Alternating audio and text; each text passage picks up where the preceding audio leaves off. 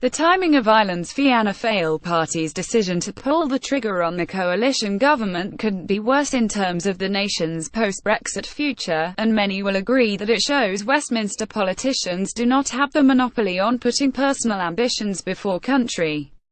Fianna Fáil leader Michael Martin insists he does not want a general election and will save the government if it gets its scalp. The resignation of the Taoiseach's deputy, Francis Fitzgerald.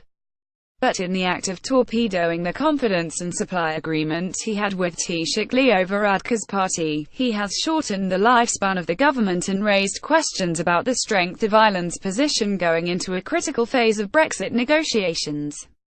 Ireland has just 19 days before the Crunch European Council meeting on the 14th of December to exact a solution on the Irish border, one of the key three issues to be resolved before progress can be made to the second phase of talks.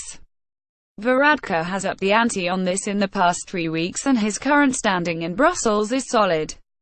He wants a written commitment on the Irish border and has the EU square behind Ireland's position that Britain's failure to come up with a workable solution on the Irish border could be roadblock to progress to the second phase.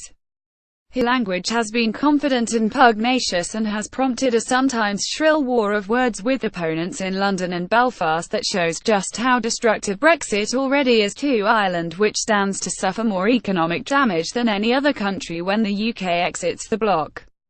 The question now is whether Varadkar's position is weakened by political turmoil at home. Agreeing on Friday afternoon to crisis talks to avert an election, Martin declared on RT that there would be no change in Brexit policy whatever happened in the next few days. On Brexit, I am strongly aligned with the government position, he told RT. Sources confirm Brexit policy has been agreed every step of the way with Fianna Fáil and they do not expect the position on Northern Ireland to change. Whatever happens, Varadkar will continue to lead Brexit negotiations even if an election is called. It is impossible to have an election inside 3 weeks, beyond the date when the EU takes its decision on whether talks can move to the second phase.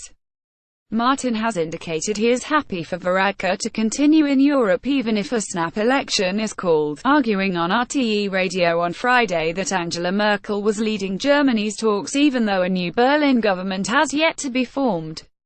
The other question being asked in Dublin is whether a weakened Taoiseach, distracted by political air traffic control at home, will have the resolve to block any decision to progress Brexit talks to the second phase and, with it, send Anglo-Irish relations spiralling.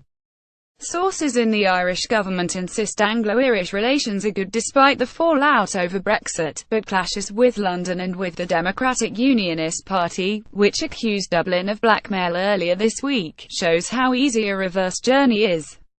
Ireland has an effective veto on Brexit talks in Brussels in December as the decision to find sufficient progress, and to move to the second phase, is for the European Council to take by consensus.